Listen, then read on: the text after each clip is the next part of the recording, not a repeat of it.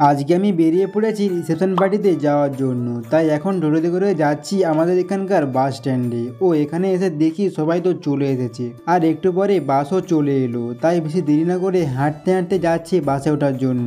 Finally এসে বসে পড়লাম আমার সিটে। কিছুক্ষণ পর রওনা হলাম গন্তব্যস্থলের দিকে। বাসে এনজয় করতে করতে হয়ে গেল সন্ধে। 4 ঘন্টা পর পৌঁছে গেলাম এই হোটেলটাতে। এখানে জামা চেঞ্জ করে পাঞ্জাবি পরে নিলাম। পাঞ্জাবি পরে কফি খেতে খেতে চলে এলাম স্কুলে যাওয়ার জন্য। মানে স্কুল বাসে করে রিসেপশনে যাব।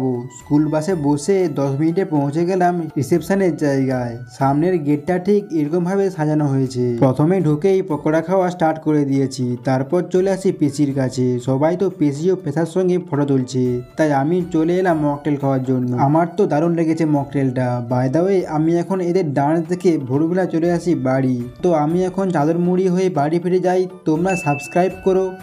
বাই।